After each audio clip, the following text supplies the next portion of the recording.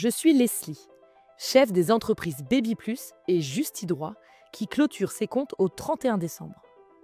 J'ai entendu parler de l'obligation de mettre en place un dispositif de partage de la valeur à compter du 1er janvier 2025 dans les entreprises de 11 à 49 salariés. Suis-je concerné par cette obligation ? L'obligation de mettre en place un dispositif de partage de la valeur concerne les entreprises de 11 à 49 salariés qui réalisent un bénéfice net fiscal positif au moins égal à 1% du chiffre d'affaires pendant 3 années consécutives.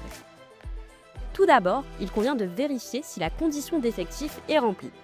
Il faut donc que la moyenne du nombre de personnes employées au cours de chacun des mois de l'année civile précédente soit supérieure à 11 salariés. Prenons tout d'abord l'effectif de mon entreprise Baby Plus qui employait en 2023 11 salariés par mois en janvier, février, mars et avril. 14 salariés par mois en mai, juin, juillet et août. 8 salariés par mois en septembre et en octobre. 6 salariés par mois en novembre et en décembre. La condition d'effectif est-elle remplie ? D'après les éléments transmis, en moyenne, sur l'année 2023, Baby Plus a employé 10,7 personnes par mois. L'entreprise n'est donc pas tenue de mettre en place un dispositif de partage de la valeur à compter du 1er janvier 2025. Prenons désormais l'effectif de la société Justidroit qui employait sur 2023 7 salariés en janvier, 11 salariés en février, 12 salariés en mars, 14 salariés en avril, 11 salariés chaque mois jusqu'à la fin de l'année. La condition d'effectif est-elle remplie ?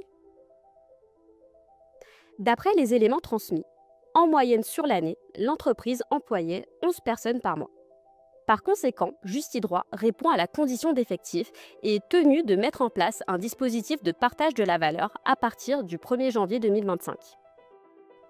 La mise en place d'un dispositif de partage de la valeur est donc maintenant conditionnée à la réalisation d'un bénéfice net fiscal d'au moins 1% du chiffre d'affaires pendant 3 exercices consécutifs.